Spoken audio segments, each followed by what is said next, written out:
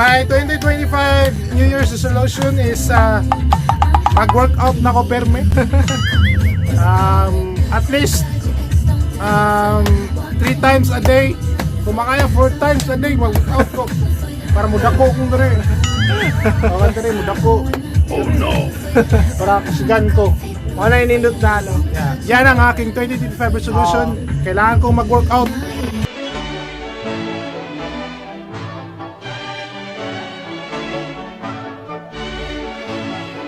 New Year's resolution ko ay ano Brad? Dapat everyday din workout. Ay, may mic. Huwag na, May mic pala.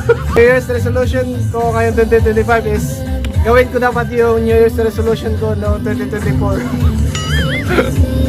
So, ano yung New Year's resolution mo yung noong 2024 na gawin mo dapat ngayong 2025? Ang New Year's resolution